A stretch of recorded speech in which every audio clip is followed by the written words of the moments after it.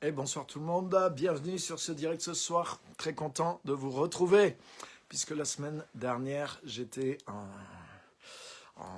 en repos et en solitude aussi. J'avais pris du temps pour un peu passer du temps dans la prière avec Dieu, rechercher un petit peu des nouvelles choses. Donc je suis très content de vous retrouver cette semaine. Donc bienvenue à tous. Bienvenue Rizna, bienvenue à tous ceux qui sont là ce soir. C'est une joie encore de vous retrouver et d'être avec vous et de pouvoir partager ensemble. Donc ce soir, on continue cette série sur la grâce, jamais sans la grâce. Bienvenue Clarisse, Valérie, super. Bienvenue à tout le monde, Christiane, Corinne, bienvenue. Pasteur Simone, rebonjour, on s'est déjà vu. Chantal, bonjour, bienvenue, super. Merci d'être toutes là, parce que pour l'instant, hey, je vois que des dames. Hein. Ah, voilà Christophe, super. Manouchka, bienvenue aussi. Christophe, bienvenue. Geneviève, bienvenue aussi. Merci à toutes et à tous. Pascal, bienvenue de votre fidélité. C'est vraiment super de vous voir toujours là et de voir la soif que vous avez, hein, parce que vous êtes là, parce que vous aimez la parole, vous aimez le message aussi. Donc c'est super. Élise, bienvenue aussi, super de t'avoir régulièrement. Salut, salut, très content de vous voir. Donc vous connaissez, vous pouvez participer, n'hésitez pas à envoyer des commentaires, des petites réactions, des petites voilà, ça crée de la vie aussi. Hein. Et puis à la fin, comme vous savez, on partage vos commentaires aussi, vos questions, les choses que vous ajoutez. Donc ça peut vraiment alimenter ce live. Martial, bienvenue à tous. Ouais, donc la semaine dernière, j'étais pas là, mais on continue cette semaine. Et les 2 prochaines semaines, il n'y aura rien aussi, assez exceptionnellement, parce que je serai en Côte d'Ivoire. Donc je ne pourrai pas être là pour le direct. Ah, merci Elise, ça fait plaisir. Tu nous as manqué la semaine dernière. Merci, attention, c'est comme ça devient addictif alors. Hein. Merci, c'est très gentil en tout cas. Et Florence, bienvenue aussi. Florence, toujours là aussi, fidèle au poste. Florence, on se voit le mercredi. À demain pour le live, à demain pour le live. Donc, elle anticipe. Toujours là aussi, super. Très content de t'avoir aussi avec nous et sur ce live. Donc, on va continuer la série ce soir. Et ce soir, on reste bien sûr dans le thème de la série. Bienvenue Georges aussi. Et cette série qui est sur la grâce. Donc, vous avez vu, on a vu pas mal de choses. Et des choses vraiment intéressantes. Des choses peut-être, j'espère, un peu nouvelles. Et ce soir, on va voir encore quelque chose de particulier sur la grâce. Et je voudrais vous parler de quelque chose que j'ai dans mes mains et qui est, voyez, qui est dans le thème, vous voyez, c'est à l'envers, juste par grâce. Et en fait, ça, c'est juste le manuscrit, mais le livre va sortir dans les prochains jours. Donc, c'est le tout dernier né et qui s'appelle Juste par grâce. Et donc, je voudrais vous parler un petit peu de 2-3 choses qui sont pourquoi, comment est venu ce livre, pourquoi il est là, comment il a été conçu, on pourrait dire, pourquoi il est là et qu'est-ce qu'il va apporter, et puis développer quelques points, puisque ça parle bien sûr, comme le titre le dit, ça parle de la grâce de Dieu et de comment on est juste par grâce. Il y a un jeu de mots, juste par grâce, ça veut dire à la fois que nous sommes devenus justes, Dieu nous a rendus justes, mais aussi c'est juste par grâce, ça veut dire que c'est uniquement par la grâce. Donc c'est ça le livre, et on va voir 2-3 points ce soir, si vous êtes prêts. Donc bienvenue à tous ceux qui nous ont rejoints, Francine, tous ceux qui sont là ce soir, c'est super de vous avoir. Donc j'espère que vous êtes en pleine forme. Est-ce que vous êtes prêts? Oui? Alors c'est parti. Saint-Esprit, dirige ce moment et conduis-le et bénis-nous, ainsi que l'interaction, les choses que agit parmi nous au travers de ce moment et qu'on soit édifié, encouragé et puis qu'on reçoive plus cette grâce, qu'on la connaisse, qu'on la reçoive de plus en plus et qu'elle nous transforme. Amen. Ok, super. Donc, je voudrais partager 2-3 choses avec vous. Et la première que je voudrais partager, elle est dans l'évangile de Jean au chapitre 1er. Donc on va lire un petit texte pour nous servir de départ. Jean, juste quelques versets, 2 versets, chapitre 1 et à partir du verset 16.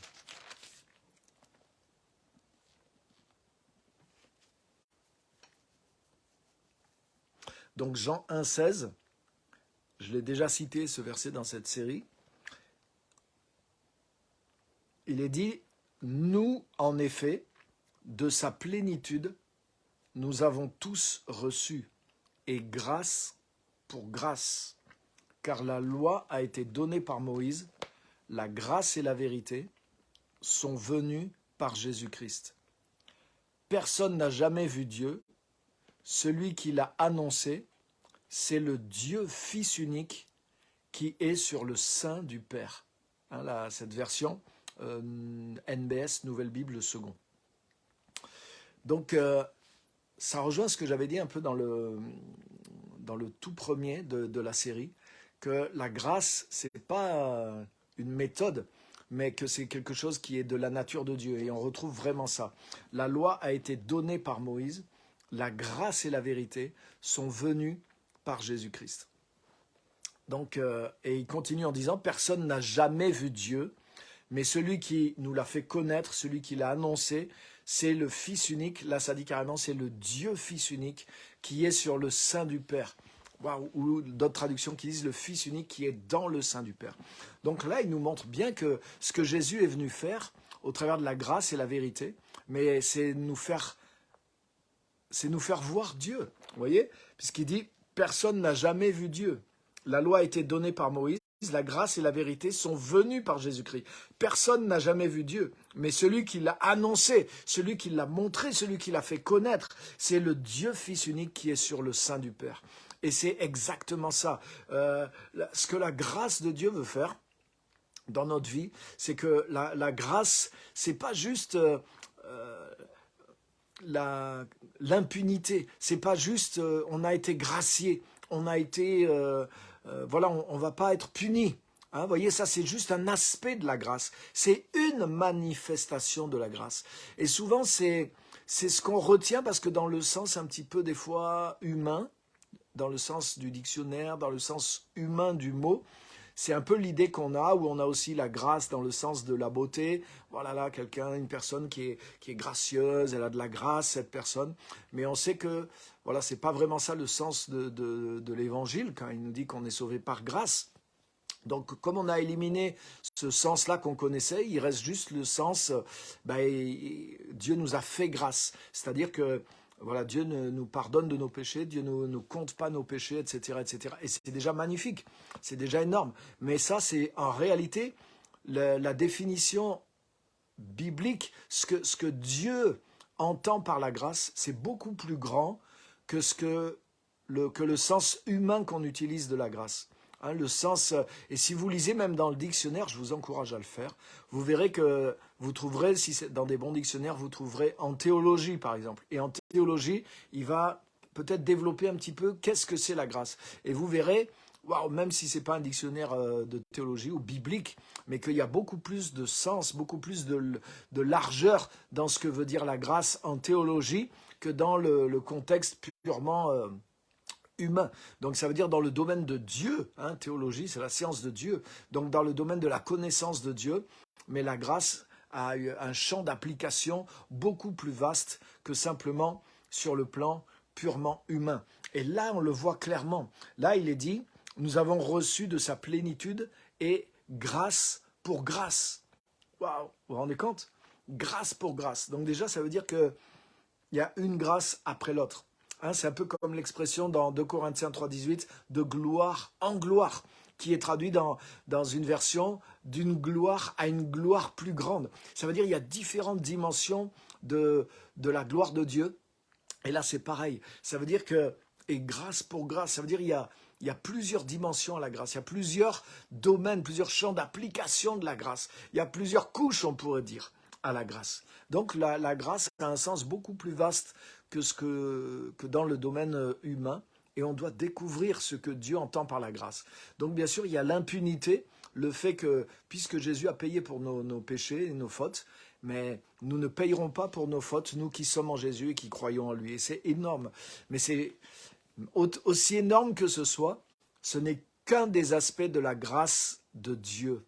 C'est merveilleux. Donc, exactement comme par exemple, on a, je crois que c'est toujours en vigueur, hein, la grâce présidentielle, par exemple, en France, quand le président est élu. Hein, d'ailleurs, il y en a beaucoup, mais je ne sais plus s'ils le font maintenant au niveau des amendes. En tout cas, à un moment, ça se faisait, hein, où il y a des gens, un peu comme moi, des fois, qui ont cumulé quelques amendes de stationnement ou de choses comme ça. Et ils attendaient des fois avec impatience la grâce présidentielle parce que des fois quand le nouveau président arrivait, il faisait cadeau de toutes ces choses-là. Donc je ne sais plus si ça se fait encore ou si les derniers présidents ne l'ont pas fait. Mais en tout cas ça a existé, c'est juste pour illustrer le truc. Hein, peut-être quelqu'un pourrait mieux me le dire dans les commentaires. Je ne sais plus si c'est où on en est vis-à-vis de ça. Mais en tout cas ça existait. Hein, où le président faisait grâce pour les amendes, mais des fois il y avait des condamnés. Hein, des fois le président faisait grâce pour un condamné et il sortait de prison, hein, ou même quelqu'un, hein, dans des époques où il y avait la peine de mort, quelqu'un par la grâce présidentielle pouvait échapper à la mort. Donc, waouh! Et voyez, ça, c'est un des sens de la grâce qu'on comprend parce qu'il il est associé à des choses courantes dans la vie courante. Donc on comprend ça que nous étions condamnés à cause du péché, à cause de nos fautes, etc., face à la justice de Dieu. Et puis Dieu nous a fait grâce parce que Jésus-Christ a été condamné à notre place. Donc nous sommes graciés, donc nous recevons la grâce. Et c'est merveilleux, ça c'est sûr. C'est merveilleux. Donc, voilà une des choses. Mais hein, il y a un flou qui s'est mis là. Donc, attendez, excusez-moi juste une seconde. Ok, il y a eu un petit bug, il y a eu un petit flou. Voilà, je pense que ça va mieux. Ouais, donc voilà, on connaît bien cette notion de la grâce, mais ce qui est merveilleux, c'est que ce côté de la grâce, dans lequel où on n'est pas puni, parce que Jésus a été puni, il a pris le châtiment, c'est une seule manifestation de la grâce. C'est une des manifestations de la grâce. Mais la grâce de Dieu, c'est infiniment plus que ça. Hein, la Bible parle de la grâce infiniment variée de Dieu. Il y a tellement de dimensions à la grâce et nous avons reçu de sa plénitude. Et grâce sur grâce. Ok, merci. Donc, ouais, je vois que quelqu'un me dit que ça marche bien là maintenant, donc c'est bon. Bienvenue, Abigail aussi, shalom à toi. Donc, voyez, le texte qu'on a lu, nous avons reçu de sa plénitude et grâce sur grâce, car la loi a été donnée par Moïse, la grâce et la vérité sont venues par Jésus-Christ. Donc ça veut dire que la grâce qui est venue par Jésus-Christ, il y a une plénitude de grâce qui est venue par Jésus-Christ, et nous l'avons reçue grâce pour grâce. Ça veut dire que il y a plusieurs dimensions à pénétrer, grâce sur grâce. Et malheureusement, des fois, s'il n'y a que la première dimension qui est prêchée, mais le risque, c'est que la majorité des chrétiens, s'ils n'ont pas accès à d'autres connaissances sur la grâce, ils vont recevoir que cette première dimension de la grâce. Et ils vont vivre avec cette première dimension qui est merveilleuse, mais qui n'est qu'une partie, alors que nous avons reçu la plénitude. Et c'est ce que je voudrais vous encourager. Par exemple, l'apôtre Pierre nous dit « Croissez, grandissez dans la grâce ». grandissez dans la grâce. Donc ça veut dire que la grâce, c'est une dimension dans laquelle on est rentré. Quand tu es venu en Christ, tu es rentré dans le salut, tu es rentré dans la grâce de Dieu. Tu es rentré dans une dimension de grâce que Jésus est venu apporter. Hein, la loi a été donnée par Moïse. Moïse a donné les textes. Tu peux lire les textes, tu peux appliquer les textes, tout ça c'est bien. Mais la grâce, c'est une dimension vivante et spirituelle dans laquelle nous sommes rentrés. Et l'apôtre Pierre nous dit de grandir dans la grâce. Donc vous voyez, il y a une plénitude qui nous a été donnée. Jésus a amené la plénitude de la grâce et grâce sur grâce nous avons reçu. Donc nous devons apprendre, nous devons écouter le message de la grâce pour découvrir les différentes dimensions qu'il y a à la grâce, pour pouvoir les croire et nous en emparer. Le fait que nous ne sommes pas punis pour nos fautes, que nous sommes graciés de nos fautes à cause de la substitution de Jésus, je dirais que c'est une première dimension de grâce, mais il y en a tellement et il y en a tellement d'autres. Et c'est ce qui transforme notre vie. C'est la grâce de Dieu qui transforme notre vie. Donc vous voyez là, dans l'introduction, les versets qu'on a lus, nous avons tous reçu de sa plénitude. Donc déjà, ça veut dire la plénitude de la grâce, la plénitude que Jésus est venu amener, elle est pour tous les enfants de Dieu. Il n'y a pas certains qui ont reçu et pas d'autres, non. Tous, nous avons reçu de sa plénitude. Donc, la plénitude de la grâce est pour tous les enfants de Dieu, mais il faut le rechercher, le croire, en entendre parler, comme vous êtes là et vous en entendez parler ce soir. La loi a été donnée par Moïse, la grâce et la vérité sont venues par Jésus-Christ. Et il continue en disant, personne n'a jamais vu Dieu. Mais le Fils unique qui est dans le sein du Père est celui qui nous l'a fait connaître. Donc c'est énorme. Donc ça c'est quoi? C'est l'expression de la grâce. Ça veut dire que, qu'est-ce que Jésus est venu en amenant la grâce dans le monde? Moïse a amené la loi. Tu dois faire, tu ne dois pas faire. Si tu fais, voilà la récompense. Si tu ne fais pas, voilà la punition. C'est ça la loi. Voilà les promesses, voilà les récompenses, voilà ce qui est bien, voilà ce qui est mal, voilà ce qui doit être fait, etc. C'est la loi, c'est des textes, c'est un code. Jésus, lui, il est venu amener la grâce et la vérité. Donc, en quoi ça consiste? Donc, on a vu une des choses de la grâce, sur le fait qu'on est pardonné, etc. Mais là, la clé, on pourrait dire, le but de cette grâce, et ce qu'amène aussi cette grâce, c'est quoi? Personne n'a jamais vu Dieu, mais le Fils unique qui est dans le sein du Père est celui qui nous l'a fait connaître. La grâce, c'est ce qui te permet de connaître Dieu. La grâce, c'est cette vie de Dieu, cette connaissance expérimentale, vivante de Dieu qui vient sur toi. C'est la capacité de voir Dieu, bien sûr pas le voir avec les yeux physiques, mais le voir spirituellement, être en contact avec lui, le connaître. Et c'est cette grâce que Jésus est venu faire. Jésus est venu amener la connaissance de Dieu, la réalité du royaume, la vérité de Dieu, la réalité de Dieu. Hein, quand il dit « je suis le chemin, la vérité et la vie », il est en train de nous dire « je suis le chemin, la réalité, la vie avec Dieu, l'expérience avec Dieu et de Dieu ». Donc c'est ce que la grâce veut faire dans notre vie. Le but de la grâce, c'est qu'on puisse connaître Dieu, c'est qu'on puisse voir Dieu, c'est qu'on puisse être en contact avec lui, découvrir comment il est, quelle est sa personne, et être rendu fort par cette grâce. Vous voyez? Par exemple, je vais vous prendre un autre passage qui est dans l'épître de Paul à Timothée. C'est un passage que vous connaissez, je vous le cite de mémoire, vous pourrez le retrouver très facilement au chapitre 2. Paul dit à Timothée, « Toi donc, mon enfant, fortifie-toi dans la grâce qui est en Jésus-Christ. » Vous connaissez ce passage. « Toi donc, mon enfant, fortifie-toi dans la grâce qui est en Jésus-Christ. » Donc déjà, ça veut dire que cette grâce, elle est là, elle est en Jésus-Christ. Mais quand tu connais cette grâce et que tu fonctionnes avec cette grâce, tu peux te fortifier dans cette grâce. Donc tu te fortifies pas juste avec l'idée de la grâce. Il n'est pas en train de te dire c'est un bon concept, c'est une bonne idée et ça te fera du bien d'y repenser. Non, il ne lui dit pas médite sur la grâce, même si c'est bon. Il lui dit fortifie-toi dans la grâce. Autrement dit, la grâce, c'est une réalité spirituelle qui te communique une force. Et c'est pour ça qu'on doit connaître ce qu'est la grâce. On doit comprendre ce qu'est la grâce de Dieu, comment elle est disponible envers nous, que cette plénitude est là, qu'il y a différentes dimensions à la grâce, que Jésus est venu amener cette grâce. Donc elle est là. Cette grâce de Dieu, elle existe.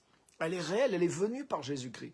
Et là, Paul dit à Timothée, il lui dit, fortifie-toi dans cette grâce. Prends des forces dans cette grâce. Ça veut dire, si tu découvres, par Jésus, Jésus n'est pas venu amener de la loi. Il n'est pas venu amener tu dois faire, tu ne dois pas faire. Il est venu amener la grâce et la vérité. La grâce, c'est ce que je suis en train d'essayer de vous dire, sans encore vous donner la définition, mais je vais vous donner la définition de mon vrai thème de ce soir. Mais cette grâce, c'est quelque chose c'est une réalité qui est vivante, qui est agissante, que Jésus-Christ a amené dans le monde. On pourrait dire c'est ce que Dieu dégage aussi quelque part. C'est ce qui émane de Dieu. Et cette grâce de Dieu, elle nous fortifie. Elle nous donne un pouvoir. Elle nous donne une capacité. Elle nous change. Elle nous transforme. Et c'est ce que Jésus est venu faire. Hein, quand on vient de voir, il dit, la loi a été donnée par Moïse, la grâce et la vérité sont venues par Jésus. Et cette grâce, elle nous permet de voir Dieu, son amour, sa bonté, sa capacité, sa sagesse, ce qui est en lui. Et la grâce de Dieu, c'est comme une manifestation de Dieu que Dieu a choisi de nous donner. Et dans cette grâce, les choses qui sont en Dieu nous sont communiquées. C'est exactement ça, sans qu'on les mérite. Mais il y a aussi, il y a l'aspect de transmettre quelque chose qu'on ne mérite pas, mais il y a l'aspect aussi de le faire d'une façon réelle, de le faire d'une façon pratique. Autrement dit, la grâce nous donne une capacité. La grâce nous donne une habileté. Et c'est exactement ça. Fortifie-toi dans la grâce. La grâce de Dieu nous rend capables. La grâce de Dieu, elle nous transfère quelque chose. C'est comme si... c'est un petit peu comme... ouais, la grâce, c'est ça le cœur de mon message aujourd'hui. La grâce, c'est une capacité aussi que tu reçois par le principe de la grâce, c'est-à-dire la grâce, c'est pas juste le principe, c'est-à-dire Dieu te donne alors que tu ne mérites pas. Vous voyez, ça, là, c'est une notion qu'on comprend, qui est dans le pardon, par exemple. Voilà, le coupable a été gracié, il a reçu quelque chose qu'il ne méritait pas. C'est un principe. Mais la grâce de Dieu, non seulement elle fonctionne par ce principe-là, c'est-à-dire c'est une pure bonté, c'est une pure décision de bonté de la part de Dieu, qui est possible au travers de Jésus-Christ aussi, ça on en parlera aussi, mais en plus de ça, de ce principe où tu reçois quelque chose que tu ne mérites pas, la grâce, c'est aussi une capacité, une force, une puissance qui vient de Dieu et qui te donne du pouvoir, qui te rend capable de faire quelque chose dont tu n'étais pas capable. C'est quelque chose qui émane de Dieu, qui porte de sa vie, de sa nature, de ses attributs, et qui t'est communiqué aussi, et qui te rend capable. Hein, en anglais, il y a empowerment. Empowerment, ça n'existe pas en français. Mais la grâce, c'est exactement ça. La grâce, elle te empower, c'est-à-dire elle te rend capable, elle te rend puissant. Il y a une mise en capacité, il y a une mise en puissance qui vient de la grâce de Dieu. Par exemple, je vous donne un autre exemple. Je ne vais pas lire les textes, mais vous pourrez les lire et je vous encourage à le faire, à rentrer dans les textes chez vous. 2 Corinthiens chapitre 3 et chapitre 4. Hein, Paul parle du ministère de la Nouvelle Alliance et dans 2 Corinthiens 3, 6, il dit ceci. Il dit notre capacité vient de Dieu en tant que serviteur de Dieu. Notre capacité vient de Dieu. Et il dit, non pas que nous soyons capables par nous-mêmes de pouvoir concevoir ou de pouvoir accomplir quoi que ce soit comme venant de nous-mêmes, mais au contraire, notre capacité vient de Dieu. Mais ça, c'est la définition de la grâce. Hein, Paul dit aussi dans 1 Corinthiens 15, 10, 1 Corinthiens 15, 10, pour ceux qui prennent des notes, il dit, Paul dit, j'ai travaillé plus que tous les autres apôtres, non pas moi toutefois, mais la grâce de Dieu qui était avec moi. Donc là, vous voyez, dans ces passages de Corinthiens 3 et 4, 1 Corinthiens 15, 10, on voit que la grâce, c'est une capacité que Dieu nous donne. Dieu nous rend capables d'être serviteurs de la nouvelle alliance. Et c'est pour tous les chrétiens. Hein. 2 Corinthiens 3 et 4, 2 Corinthiens 5, vous connaissez verset 17, si quelqu'un est en Christ, il est une nouvelle créature, toutes choses anciennes sont passées, toutes choses sont devenues nouvelles. Et il continue en disant, Dieu nous a confié à tous, nous enfants de Dieu, le ministère de la réconciliation. Donc dans les chapitres qui précèdent, 3 et 4, il parle du ministère de la réconciliation. Comment on a, pas simplement d'annoncer l'évangile, mais le manifester cette annonce de l'évangile par une attitude, et qui est une attitude de grâce justement. Il le décrit, il dit car Dieu était en Christ, dans 2 Corinthiens 5, versets 18 à 20, car Dieu était en Christ, en ne comptant pas les fautes des hommes, mais en leur annonçant la réconciliation, sans tenir compte de leurs fautes. Donc c'est une attitude. Ça veut dire que Dieu s'est approché de nous sans regarder à nos fautes. Sinon, il aurait pu dire, je ne peux pas m'approcher d'eux. Donc Dieu a pas regardé à nos fautes, mais il s'est approché de nous pour nous amener au pardon, pour nous amener à la réconciliation. Donc vous voyez, il y a une attitude dans la grâce.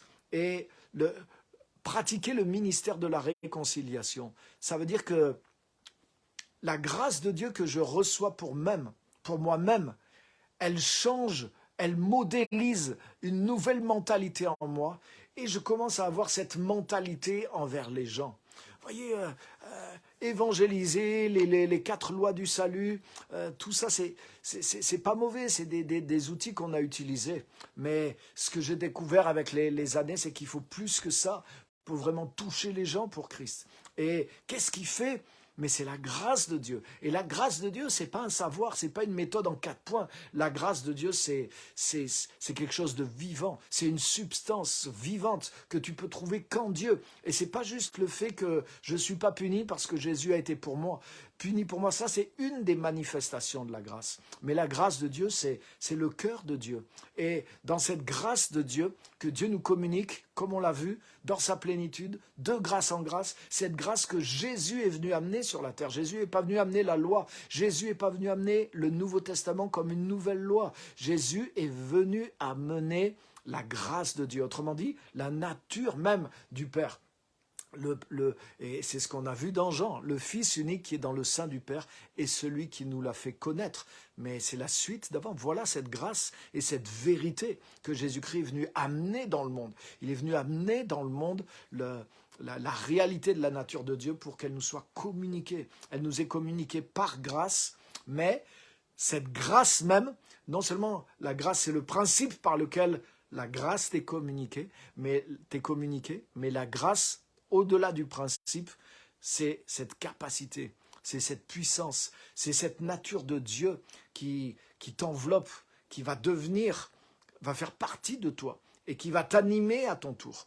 Et tu vas pouvoir manifester cette grâce aussi envers les autres aussi. Et ça, c'est une des choses qui fait la différence dans l'évangélisation, entre guillemets. Mais en réalité, on ne devrait même pas sectoriser. On ne devrait pas dire « Ah là, je fais de l'évangélisation. » Là, vous voyez, ça c'est un défaut. C'est parce qu'on ne comprend pas ce qu'est la grâce. La grâce de Dieu, mais c'est une nature. Dieu s'est pas mis à faire de l'évangélisation en envoyant Jésus, par exemple, ou en envoyant les apôtres. Mais sa grâce s'est manifestée. Sa grâce s'est manifestée pour toucher les gens. Sa nature s'est manifestée pour aller jusqu'aux gens. L'évangile est un des moyens. Mais vous voyez, ce n'est pas une activité. L'évangélisation ne devrait pas être une activité. La grâce de Dieu doit être dans notre vie, quand je suis chez moi, quand je suis à la maison, quand je suis avec mes collègues, l'amour que j'ai pour ceux qui m'entourent, pour le monde qui m'entoure, pour les choses que j'entends, pour les choses que je vois, comment ça me touche, qu'est-ce qui réagit en moi et comment je peux pourvoir, comment je peux faire quelque chose parfois pour ces choses-là. Mais c'est la grâce de Dieu. Il y a une capacité de Dieu. La grâce, c'est une capacité qui vient de Dieu, qui est de lui, qui est de sa propre nature, et qui, par le principe de la grâce, parce que Dieu l'a voulu, elle nous est communiquée aussi au travers de Christ. Christ est venu nous amener cette grâce, c'est-à-dire qu'il est venu pour qu'on soit enveloppé de cette présence de Dieu, mais que ça devienne une capacité d'aimer, une capacité de bénir les autres, une capacité vraiment de les toucher comme Dieu pourrait les toucher s'il était sur terre. Et c'est exactement ça. Jésus est venu et Jésus nous a passé le relais. La grâce est une capacité. la grâce est une capacité, ce n'est pas un principe. Ce n'est pas juste l'impunité, la grâce c'est aussi une capacité. Nous devenons capables, vous voyez là j'ai parlé rapidement, quand Paul parle du ministère de la Nouvelle Alliance, lui-même qui était apôtre, qui était appelé, qui connaissait la Bible, on pourrait dire il avait fait les études théologiques qu'il fallait, etc. Mais il dit personne n'est capable personne est suffisant. Qui est suffisant pour exercer le ministère de la Nouvelle Alliance? Parce que ce n'est pas un ministère selon la lettre, ce n'est pas en récitant telle formule que ça marche. Mais c'est un ministère selon l'esprit. Ça veut dire qu'il faut être animé de la vie de Dieu. Il faut posséder la grâce de Dieu. Il faut travailler avec la grâce de Dieu. Et c'est par le travail du Saint-Esprit et de la grâce au travers de nous que nous avons les vrais résultats de l'Évangile. C'est pas de mettre des gens dans notre église, c'est pas de créer des adhérents, c'est pas de manipuler les gens avec la peur de l'enfer ou la peur d'être maudit ou jugé par Dieu, comme beaucoup font dans beaucoup d'églises, comme la religion a fait par beaucoup. Non, le vrai fruit, c'est quand les gens sont touchés par le Saint-Esprit, sont touchés par Dieu lui-même et grandissent dans la relation avec le Seigneur. On les aide dans tout ça. Mais personne n'est suffisant pour produire ça. C'est la grâce de Dieu. Et c'est pour ça que la grâce de Dieu travaille au travers de nous. Mais ce n'est pas la grâce de Dieu travaille dans le sens « Ah, c'est Dieu qui l'a choisi, Dieu l'a voulu, on ne peut rien faire pour ça. » Non, non, non, non. Le plus, je reçois la grâce. Le plus, moi-même, je suis comme pétri avec la grâce. Le plus, je suis... empowered, le plus je suis capacité, je suis rendu capable, voilà, je cherche mon mot, par la grâce de Dieu. Mais le plus, la grâce va agir au travers de moi aussi. La grâce présente en moi va agir au travers de moi. Parce que si je n'ai pas la grâce de Dieu en moi, je ne peux pas manifester cette grâce. Et l'évangile, c'est une manifestation de la grâce. Ce n'est pas d'aller frapper les gens à coups de versets bibliques pour leur dire c'est pas comme ça, et c'est comme ci, c'est comme ça. Que ce soit pour amener l'évangile ou que ce soit pour autre chose. Non, non, non, non. C'est pas un ministère selon la lettre, c'est un ministère par le Saint-Esprit. Donc j'ai besoin que la grâce qui est en moi se manifeste au travers de moi. Et là, mais la grâce de Dieu à l'extérieur de moi aussi va agir aussi. Le Saint-Esprit va agir aussi. Non seulement à partir de ce qui est en moi, mais de l'extérieur aussi. Et c'est ce qui va toucher les gens. Et c'est ce qui va amener un fruit, une transformation. Et c'est pour ça que Paul, malgré toute son érudition, malgré qu'il connaissait tout l'Ancien Testament par cœur, malgré qu'il avait vu Jésus lui-même, il a dit « Mais je ne suis pas capable. Qui est suffisant pour ces choses ?» Mais il dit aussitôt « Notre capacité vient de Dieu. » Autrement dit, c'est la grâce de Dieu. C'est-à-dire non seulement c'est une faveur, non seulement c'est par bonté, je ne le mérite pas, Dieu veut le faire, c'est disponible, mais cette grâce, c'est une capacité aussi. Alléluia. C'est un principe de faveur et de bonté, mais c'est une capacité de Dieu qui vient sur moi et qui s'installe en moi et qui me modifie et qui va faire partie de moi-même aussi. Waouh! C'est fort ça, hein? Alléluia! Par exemple, il est dit d'Étienne que Étienne était rempli de grâce et du Saint-Esprit. Il est dit de Barnabas qui travaillait avec Paul que c'était un homme de bien, qui était rempli du Saint-Esprit hein, et rempli de foi, rempli de la grâce. Alléluia. Ah, il y a une bonne question. Que penses-tu, Pierre, d'apprendre en 10 minutes l'évangile pour l'annoncer? C'est bien, mais c'est la méthode. Je peux annoncer l'évangile, mais pour transmettre la substance de l'évangile, il me faut la grâce. Et ça, il va me falloir peut-être plus de 10 minutes. Elle est là, je la reçois si je connais vraiment le Seigneur Jésus-Christ, parce que Jésus est venu amener la grâce et la vérité.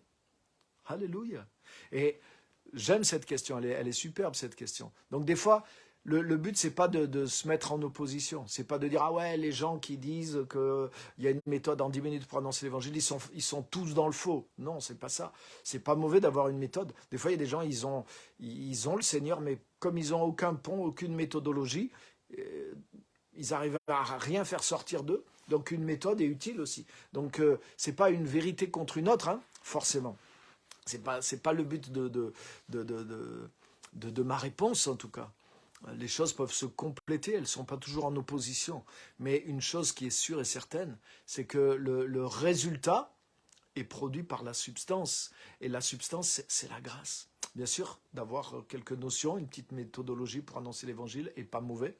Mais par exemple, Jésus, quand il annonçait l'évangile, il n'a jamais abordé 2 fois pareil la même personne. Et au-delà des mots, mais ce que je suis en train de dire, par exemple, quand Dieu parle du ministère de la Nouvelle Alliance, dans 2 Corinthiens 5, à partir du verset 18, et puis je vous rappelle que le verset 17, il dit qu'on est une nouvelle créature en Christ. Et le verset qui suit, il dit « Nous faisons les fonctions d'ambassadeurs pour Christ et nous exerçons le ministère de la Nouvelle Alliance. » Donc ça veut dire que un des attributs, une des fonctions de la nouvelle nature, c'est de faire justement d'être ambassadeur de Christ et d'amener cette substance de l'évangile. Donc c'est pas juste, effectivement c'est bien si je sais voilà les vérités clés de l'évangile, mais au-delà de ça c'est une mentalité, c'est un état d'esprit.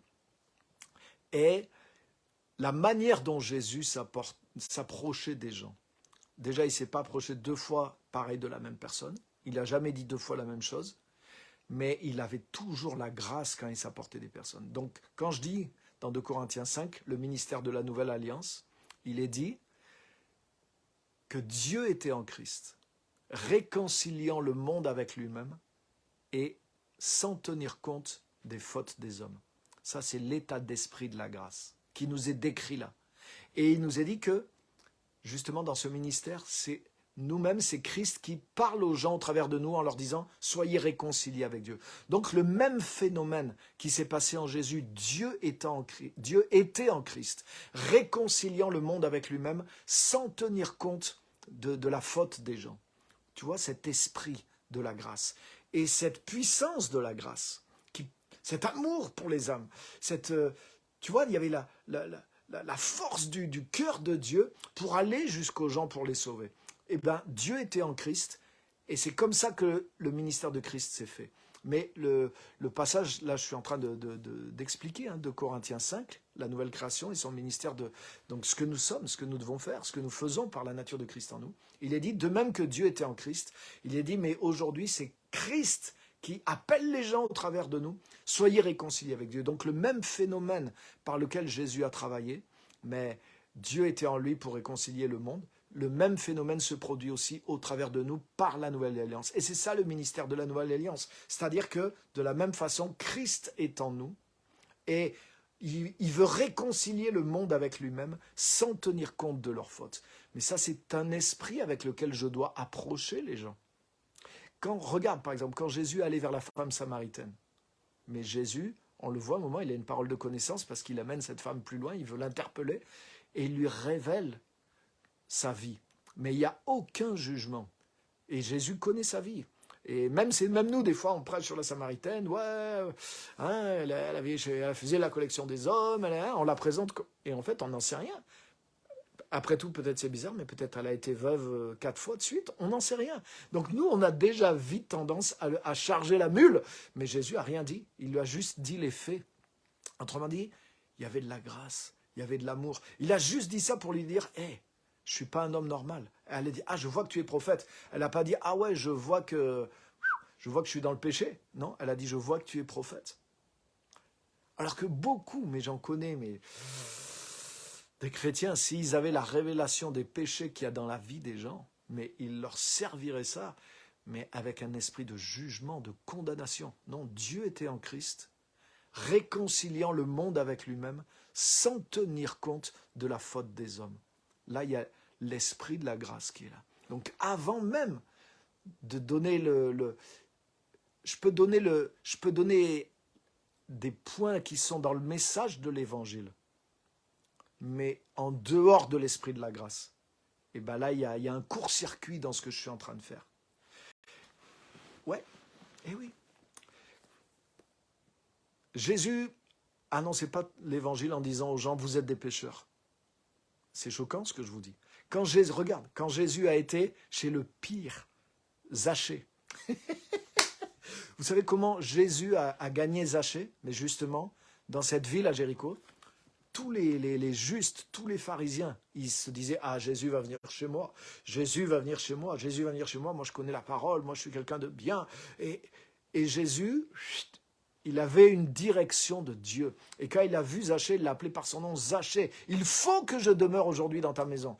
Et, autrement dit, et il explique tout à la fin chez Zachée, qu'est-ce qui s'est passé. Il a dit, le Fils de l'homme est venu chercher et sauver ce qui était perdu. Luc 19, 10. Donc, c'était une intention. Jésus était conduit et il savait qu'il allait rencontrer un homme, Zachée, qu'il fallait aller chez lui. Et juste en allant chez lui, le fait que Jésus était juste, le fait que tout le monde savait que c'était un homme de Dieu, quelqu'un de juste, quelqu'un d'intègre, quelqu'un de bien, quelqu'un de miracle, quelqu'un de saint, le fait que quelqu'un d'aussi juste, aussi saint que Jésus rentre chez Zachée pour manger avec lui. Mais tu as vu les Juifs, regarde l'apôtre Pierre, quand il est revenu de chez Corneille, les autres apôtres, ils étaient apôtres pourtant.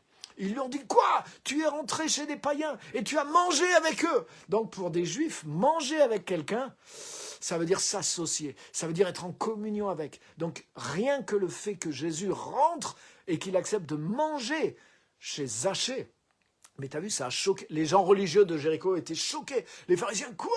Il va manger chez cet homme pécheur? Oh là là, mais c'est pas possible. Et voilà, et non seulement ils jugent, déjà, c'est même pas ils avaient jugé Zachée, mais là ils ont jugé Jésus juste par le fait que Jésus allait chez Zachée.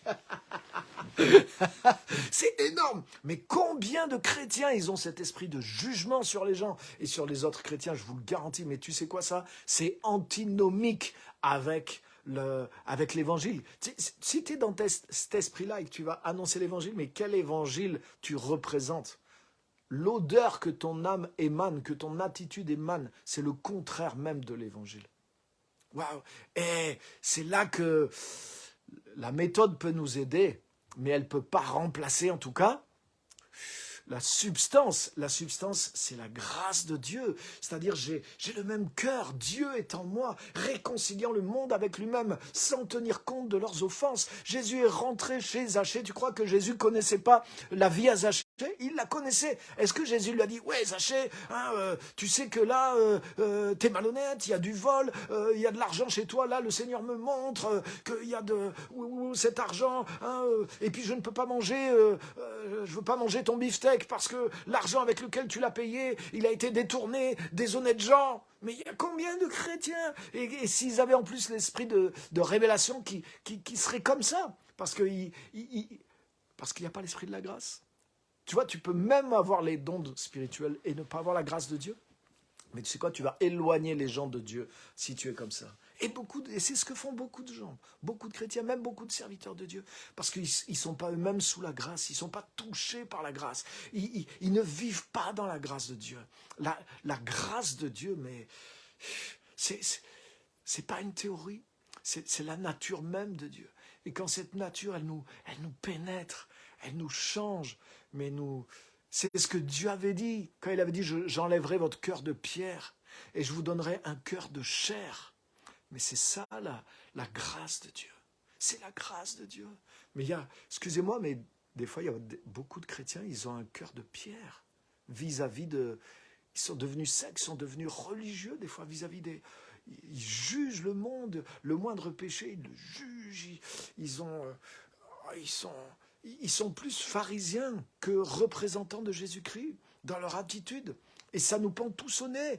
Moi, ça m'est arrivé, hein, j'ai eu des périodes dans ma vie et je prétends pas être délivré à 100%. Je fais attention, je crois que c'est pour moi. Jésus l'a dit à ses disciples, méfiez-vous du levain des pharisiens. Autrement dit, c'est une influence qui peut vite vous atteindre et vous faire gonfler, quoi. Et vous pouvez vite, sans vous en rendre compte, être gonflé avec la levure de cet esprit-là. Donc c'est facile de voir, c'est toujours les autres, les mauvais, les religieux, les pharisiens. Nous, on a le vrai truc, mais par la grâce de Dieu, je suis ce que je suis. Je veux rester dans la grâce parce que c'est la plénitude de la grâce qui m'empêchera d'être religieux. Alléluia. Et de devenir comme ça, de devenir qu'à ça. Alléluia. Donc la grâce de Jésus-Christ, c'est une capacité. Vous voyez ce que je suis en train de dépeindre? C'est même difficile pour le dépeindre. La loi, c'est plus facile. Hein, tu as vu, la loi qui est venue par Moïse, c'est plus facile. Tu cites les 10 commandements, tu fais pas. Hop, voilà, si tu fais les 5, tu as 10 sur 10. C'est mathématique. Mais la grâce de Dieu, c'est une substance vivante. Et C'est quelque chose que nous devons capter, que nous devons vivre, que nous devons saisir, qui doit nous changer. C'est une capacité, mais quand cette capacité, cette substance pénètre nos vies, nous, ça nous change. Déjà, c'est notre relation avec Dieu. Quand on vit une relation avec Dieu basée sur la grâce et qu'on sait se fortifier dans la grâce, mais on a la clé de notre propre vie en tant que chrétien. Mais maintenant, voilà aussi dans le ministère qu'on va rendre, dans le service qu'on va rendre au nôtre, quand ça sort de la substance de la grâce, mais tout devient différent. Tout devient différent. Déjà, c'est l'intention. La grâce, elle crée la bonne intention. Tu peux prêcher tu peux prêcher un message juste, mais l'intention ne soit pas la bonne. Tu peux faire un service qui est juste, mais l'intention n'est pas tout à fait la bonne. Le ton n'est pas tout à fait juste. Il y a quelque chose qui cloche. Et on le sait, ça nous arrive dans d'autres domaines dans notre vie. Mais c'est tellement vrai aussi dans le service qu'on fait pour l'Évangile, dans le témoignage qu'on donne. Je ne parle pas juste des paroles, dans la manière dont on vit et dans le service précis qu'on fait aussi. Donc la grâce, elle crée la justesse de l'intention parce qu'elle t'aligne. Elle est l'émanation même de ce qui est dans le cœur de Dieu. Pourquoi il y a eu la croix? Parce qu'il y a la grâce. Pourquoi il y a eu l'évangile? Parce qu'il y a la grâce. Parce qu'il y a cette nature, il y a cette manière d'être et cette manière d'agir de Dieu. Cet amour de Dieu qui se manifeste par la grâce de Dieu.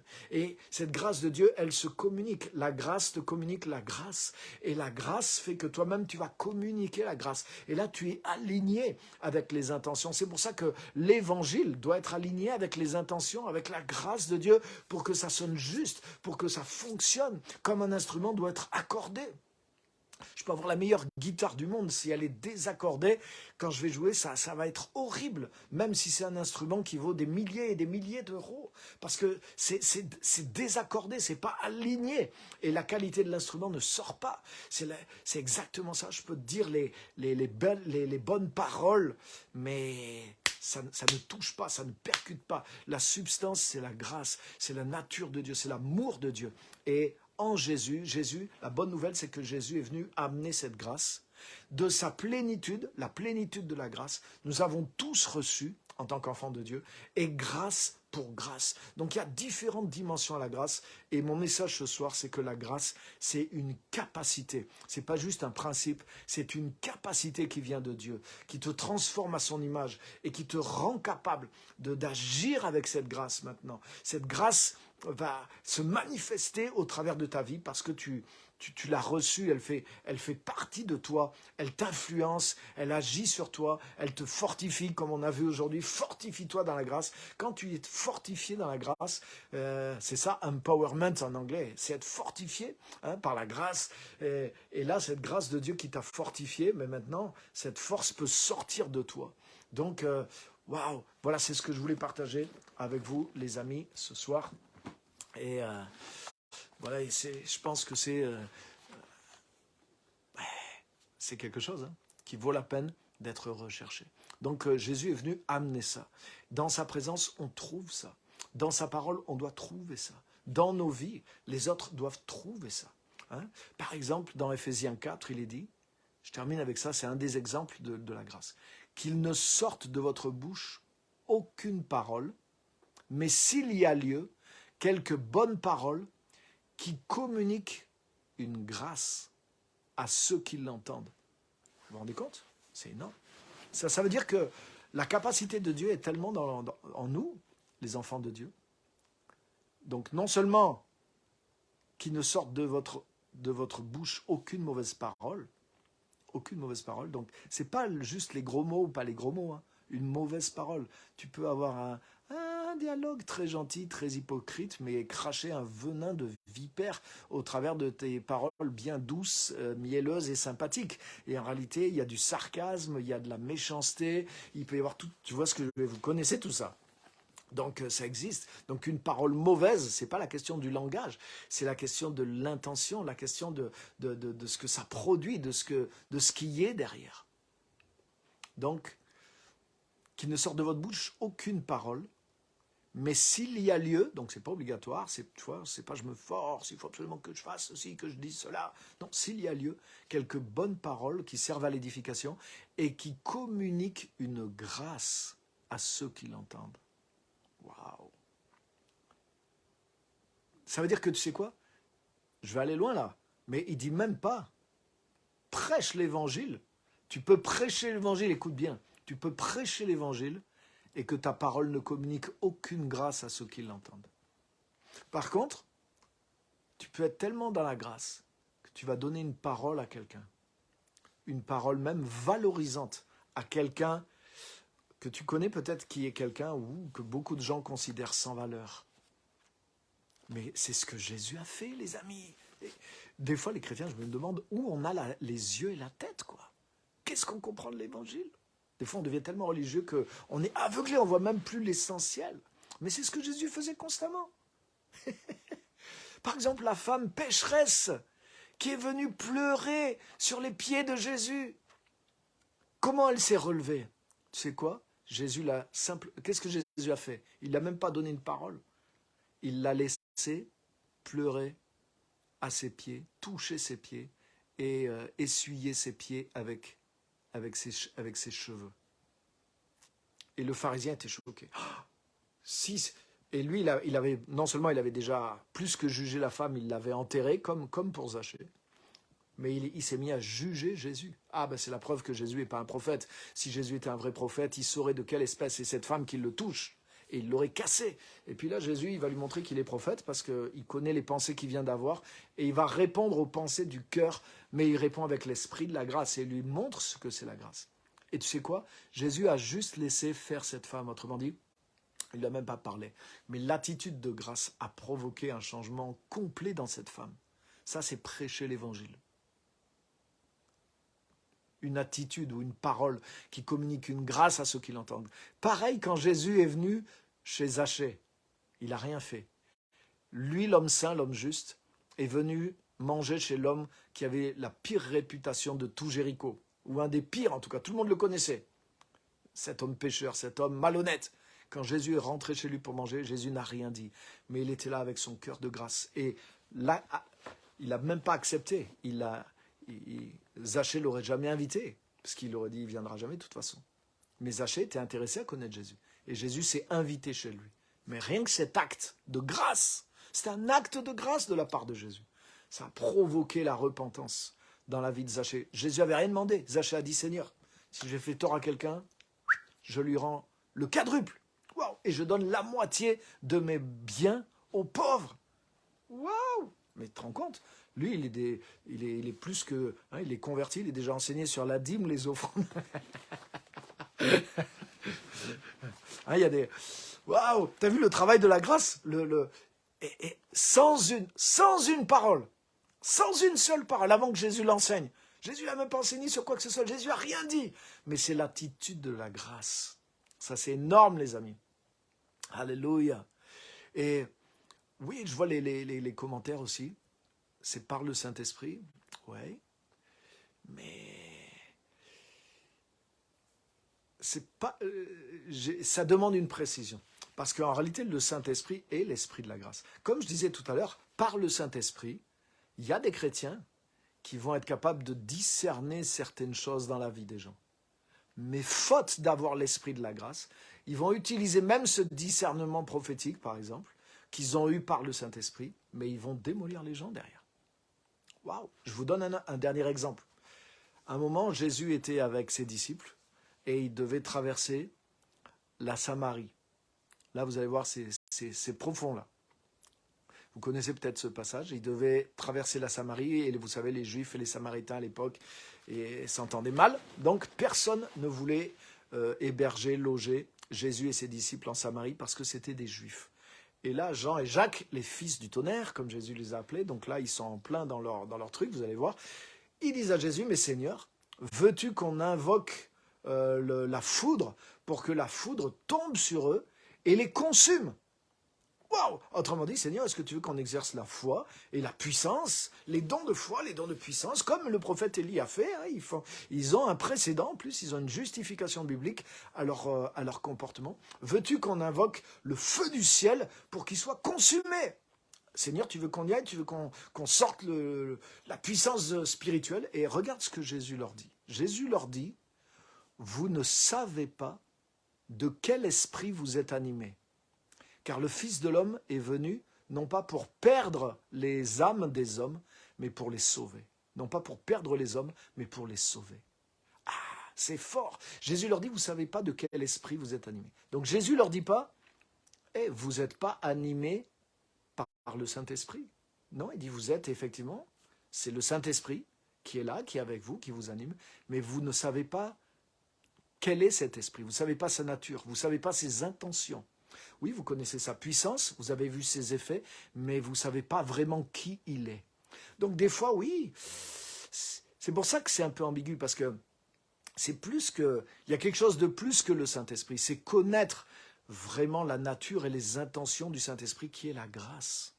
L'esprit de la grâce, dans l'Épître aux Hébreux, c'est écrit l'esprit de la grâce par lequel il a été sanctifié. Donc l'esprit de Dieu et l'esprit de la grâce, oui, l'esprit de Dieu, lui, il connaît bien sûr sa nature, ses intentions. Mais des fois, nous les chrétiens, on sépare. C'est par le Saint-Esprit qu'on a les dons, par le Saint-Esprit on a la puissance, ou on a l'amour pour nos frères et sœurs. Mais il y a beaucoup de chrétiens qui ont le Saint-Esprit, qui ont des manifestations, des dons du Saint-Esprit, mais qui n'ont pas l'esprit de la grâce, et qui ont un esprit de jugement, des fois un esprit de contrôle, des fois un esprit de dureté, de religiosité, qui n'est pas l'esprit de la grâce. Et vous en connaissez, et pourtant, il y a des miracles et des guérisons dans leur ministère. Waouh! Donc je ne veux pas rentrer pourquoi, comment ça s'explique, tout ça, c'est un fait en tout cas. Donc c'est pour ça que, il y a avoir le Saint-Esprit, mais c'est autre chose dont je suis en train de parler. C'est avoir le Saint-Esprit, mais avoir la mentalité de ce Saint-Esprit qui est en nous. Pas avoir juste ses dons, pas avoir juste sa manifestation. Être possédé aussi, excusez-moi c'est un peu fort, mais être imprégné en tout cas de la mentalité du Saint-Esprit qui est la grâce. Qui est la grâce. Et ça, c'est de ça qu'on parle ce soir.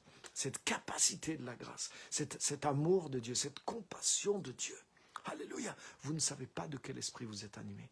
Car le Fils de l'homme n'est pas venu pour perdre les gens, mais pour les sauver. Waouh. Voilà qui manque d'amour, de bienveillance. Exactement, j'aime ce mot. La bienveillance, ça fait partie de la grâce.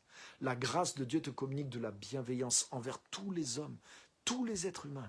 Et tu ne regardes pas qu'est-ce qu'ils sont, même si par le Saint-Esprit, tu sais, tu peux avoir le discernement de qui sont dans telle chose que quelqu'un a tué. Mais si, Dieu a choisi Saul de Tarse. Saul de Tarse, même lui, il dit, mais j'étais le pire de tous. Lui, il tuait les chrétiens, de sang-froid. Donc c'est pour ça que des fois, je dis, mais où sont, comment on arrive à... On s'égare des fois en tant que chrétien, on arrive dans des comportements religieux qui sont au contraire de l'évangile, et je ne sais même pas comment on arrive à avaler ça, quoi. On n'avale pas la sardine, on avale la boîte en fer. Tellement c'est gros, tellement c'est contraire à l'évangile, mais par de raisonnements religieux, on arrive à arriver à des choses qui sont contraires à l'évangile. Donc voilà, je ne vais pas faire plus long, c'est ce que je voulais partager avec vous ce soir sur l'esprit de la grâce. Du coup, vous voyez, je voulais parler sur le livre qui va sortir, qui s'appelle Juste par grâce. Et là, les amis, je descends à fond dans un des domaines de cette grâce merveilleuse qui nous rend justes. Et ça transforme complètement notre relation avec Dieu. Ça transforme complètement notre relation avec nous-mêmes et notre relation avec les autres. Et ça, c'est quelque chose qui est très rare dans le message qu'on entend dans l'Église. Et moi, c'est au bout d'années d'expérience et au bout d'un long jeûne, mais je vous le raconterai une prochaine fois, que le Saint-Esprit m'a vraiment montré des choses que j'avais jamais vues jusque-là. Donc j'avais progressé dans la grâce, dans le fait de comprendre comment Dieu nous rend justes, etc., etc. Mais là, j'ai découvert quelque chose de tellement fort. Et donc la grâce de Dieu, c'est pas aujourd'hui que je prêche ça, pour ceux qui me connaissent, mais là, cette dimension-là, j'ai découvert ça en 2016, au bout d'un jeûne que j'ai fait cette année-là. Et là, c'est vraiment cette chose-là que le Saint-Esprit m'a montré dans l'Écriture.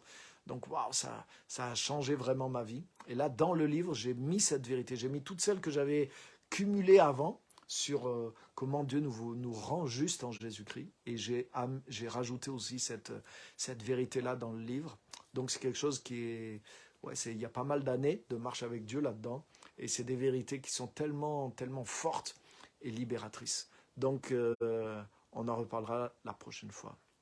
Donc, le livre va sortir d'ici 2 semaines à peu près. Donc là, je pars sur Abidjan, je rentre le 1er décembre. Et dans la semaine, je vais descendre le chercher. Donc le 7 ou le 8 décembre, il sera disponible. Et ça va être quelque chose, il va s'appeler Juste par grâce. Et ça va être, waouh. Moi, j'ai pas des best-sellers, j'ai des best-blessers. To bless en anglais, c'est bénir. Donc best-seller en anglais, c'est celui qui se vend beaucoup. Moi, c'est le best-blesser, c'est-à-dire c'est celui qui te bénit beaucoup. Donc tous mes livres sont des best-blessers. Alléluia. Et je n'ai pas fait des best-sellers. J'essaye de les vendre mes livres, mais en tout cas, je garantis que c'est des best-blessers. Les livres te bénissent et amènent une grande bénédiction. Donc merci à tous. Je vais regarder vos commentaires. J'en ai relevé déjà quelques-uns pendant le message. Et waouh, j'ai déjà dépassé mon horaire.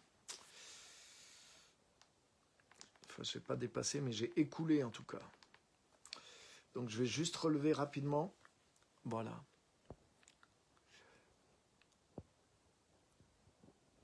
Oui, si tu es animé de l'Esprit de Dieu, tu es animé de toutes ces choses, car pour moi, l'un ne va pas sans l'autre.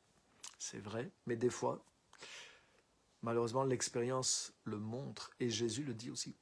Vous savez, quand Jésus dit, il y en a qui diront, mais Seigneur, est-ce qu'on n'a pas fait des miracles? Est-ce qu'on n'a pas prophétisé? Et Jésus leur dit, mais je ne vous connais pas. Quand on réfléchit, moi, ces versets-là, ils me posent un problème quand même théologique, quoi. Je dis, mais comment c'est possible? Tu vois, je me dis, des fois, moi, j'arrive pas à faire les miracles, j'arrive pas à avoir les guérisons, j'arrive pas à chasser les démons, j'arrive pas toujours à avoir les paroles de Dieu, j'arrive pas. J'aimerais avoir plus de résultats dans ce domaine-là. Et eux, ils ont eu tous ces résultats, et Jésus dit, je vous connais pas. Moi, je travaille dur pour connaître Jésus et avoir ces résultats, et je les ai pas. Donc, tu vois, il y a un truc qui me paraît bizarre. Mais ça veut dire que il faut faire attention, c'est pas forcément parce qu'il y a l'un qu'il y a forcément l'autre. Donc des fois, oui, bien sûr, pour nous, ça nous paraît évident, parce que des fois, on cherche l'ensemble, mais des fois, c'est séparé. Et Paul dit la même chose aussi. En fait, Jésus ne l'explique pas, Paul ne l'explique pas, mais ils disent que ça existe. Paul dit, 1 Corinthiens 13, vous connaissez, si je parle toutes les langues du monde, les langues des anges, si j'ai la foi pour transporter les montagnes, ça c'est le don de la foi dont parle Jésus. Mais si je n'ai pas l'amour, je ne suis rien. Et moi je me dis, mais comment c'est possible? Comment c'est possible d'être suffisamment près de Dieu pour pouvoir déplacer les montagnes par la foi? Ça veut dire d'avoir des miracles, de voir de grands miracles. Et de ne pas avoir l'amour. Ça me paraît impossible. Je me dis, si je suis assez près de Dieu pour avoir autant de puissance, mais j'aurai l'amour. Mais pourtant, Paul dit que c'est possible, sinon il ne le mentionnerait pas. Et Jésus dit la même chose aussi. Et je vous ai donné un autre exemple aussi, donc ça existe. Wow. Et c'est pour ça qu'il y a 1 Corinthiens 13 au milieu de 12 et 14. 12 et 14 sont sur les dons. Aspirez aux dons, aspirez aux dons, aspirez aux dons. Mais il dit, recherchez l'amour aussi. Ça veut dire que ça veut dire que c'est possible de se développer dans une dimension sans se développer dans l'autre. Ça, je comprends mieux maintenant pourquoi. J'ai compris certaines choses par rapport à pourquoi, mais je n'ai pas le temps de vous les dire ce soir. Mais en tout cas, retenons ça ce soir. Je peux avoir la puissance des fois de l'esprit, des manifestations de puissance de l'esprit, sans avoir la mentalité du Saint-Esprit qui est la grâce. Et ce soir, c'est la grâce dont nous parlons. Ah, c'est fort ça, hein? Alléluia. Donc merci, vous voyez, pour vos commentaires, parce que c'est grâce à vos commentaires que je vois toutes ces choses, qu'on peut distinguer et répondre à ces questions-là. Donc merci vraiment à tous. Merci à tous ceux qui étaient là encore. Le best blesser, sympa. Et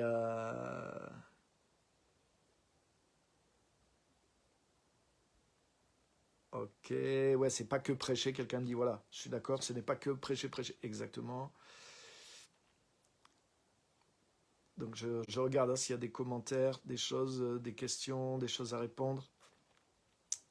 J'ai hâte de cette sortie du livre. Ah, merci, c'est super, moi aussi. Surtout que là, tout est prêt. Oh là là là là. Donc, c'est génial. Ok, j'avais répondu aux commentaires, en fait, principal qu'il y avait. La grâce fait refléter en nous sa nature et son esprit afin que les autres le voient. Exactement. La grâce, c'est quelque chose de vivant. Hein. La loi a été donnée par Moïse, la grâce a été donnée par Jésus. Mais rappelez-vous de ça, vous n'êtes pas à court de grâce. De sa plénitude, nous avons tous reçu, et grâce, sur grâce. Donc ça veut dire les dimensions de la grâce que Dieu a pour toi, elles sont là. elles sont présentes. Et tu peux aller de grâce en grâce, de gloire en gloire. Wow. Il y a quelqu'un du Pakistan qui est connecté ce soir, que Dieu te bénisse. Oui, Christophe, ouais, super exemple, le bon samaritain, tu vois, par rapport aux deux hommes religieux qui laissent tomber, et le bon samaritain, lui, il s'arrête, il réagit avec son cœur. La grâce de Dieu, c'est quelque chose qui n'est pas appris, mais c'est quelque chose qui est... Après, on peut rajouter, hein, c'est pour ça que la méthode n'est pas contradictoire. Des fois, on a l'amour, mais on ne sait pas comment l'exprimer, donc des fois, de connaître quelques gestes pour que l'amour se concrétise, c'est une très bonne chose aussi. Mais les gestes ne remplacent pas l'amour. Donc le bon samaritain, voilà, il a réagi vraiment avec sa amour. Demande de prière pour Joshua, grosse quinte de tout, je pense que c'est ça. Ok, on va prier. Merci pour la demande. Ouais, amen, amen, amen. Super Valérie. Aucun a priori. Et les personnes le ressentent et ça devient facile pour faire connaître Dieu. Et ça, c'est vrai. Quand on commence à avoir des a priori sur les gens, oulala, lui, il doit avoir tel problème, oulala, ou tu rentres chez quelqu'un, ah oui, oh là là, il y a des statuts de ceci, oulala, lui, il est diabolique. Hein, vous voyez, en mode chrétien, des fois, on sait tellement de choses qu'on n'utilise pas toujours bien. Mais quand on est sans a priori, les personnes le ressentent. Et effectivement, la grâce, je vous livre un dernier secret, vous êtes intéressés? Avant de raccrocher. Une des choses de la grâce, c'est que nous valorisons les gens. Tous les gens. Nous valorisons les gens. Et les gens se sentent aimés, les gens se sentent valorisés dans notre présence. Et ça, c'est la première des choses. Même si c'est quelqu'un de terrible, qui a fait des choses terribles. Mais Dieu l'aime. Le regard de la grâce, c'est ça. Et waouh. Pour gagner quelqu'un à Christ, mais ça, c'est la base fondamentale. C'est le premier message. Le premier message, c'est ce qui se passe dans mon cœur, à moi le chrétien, vis-à-vis de cette personne. Ça, c'est le premier message que je vais envoyer. Et vous savez, même si je le maîtrise et que je montre rien et que j'essaie d'être courtois, gentil et poli, mais il y a le non-verbal, comme on dit, qui transpire. Et les gens le ressentent au bout d'un moment. Les gens qui nous fréquentent savent si vraiment, en tout cas s'il y a la grâce en nous, ils vont le ressentir. Et s'il n'y a pas du tout la grâce en nous, ils vont le ressentir aussi. Donc excellent, c'est tout à fait vrai. Et ça fait la différence. Super. Merci pour vos commentaires. Ok. Amen. Dieu est amour. Ouais. Merci pour ta réponse. Dans l'approche, c'est pas juste de changer de méthode parce que les gens sont différents. Mais la grâce est toujours... La grâce peut pas être... C'est toujours par la grâce que je vais m'approcher de n'importe quelle personne. Ça, c'est important. Et justement, la grâce va m'ouvrir facilement l'accès vers telle ou telle personne. Après, je vais apprendre des choses. Mais s'il y a la grâce envers la personne à l'intérieur de moi, j'ai la clé. J'ai la clé de la communication, je vais être attentif, je vais écouter, je vais trouver le chemin pour atteindre la personne. Donc ça, c'est la clé. Et j'attends pas juste du Saint-Esprit à l'extérieur de moi. La grâce me qualifie. La grâce, comme on l'a vu, c'est une qualification, c'est une capacité. Et une capacité justement pour aimer, pour aller vers les autres. Donc merci beaucoup pour vos commentaires. Quelqu'un me demande, tu parles depuis où? Ah là, je vous dis, depuis mon garage en réalité. En France, je pense que c'est ça la vraie question, je rigole. Dieu n'a pas regardé à nos fautes pour s'approcher de nous. Amen. Oui, amen. Ok, super. Écoutez, je ne fais pas plus long. Merci à tous d'avoir été là. Merci pour vos commentaires. Je pense que c'est un bon message. Je vous encourage même de le partager, de le réécouter, de vous en inspirer, de vous imprégner de cette grâce qui est disponible. Partagez le message aussi si vous voulez. Et ça peut le faire connaître à d'autres. Ou même l'envoyer directement à des personnes à qui vous savez que ça fera du bien. Donc merci à tous d'avoir été là. Que Dieu vous bénisse. Et donc, de toute façon, je le mettrai, mais la semaine prochaine, il n'y aura pas de live parce que je serai sur Abidjan. Donc, merci pour ceux qui prient, de prier pour moi. Et on va terminer par la prière. On va prier pour le petit. de Christophe et Ludivine, qui a demandé la prière, Joshua.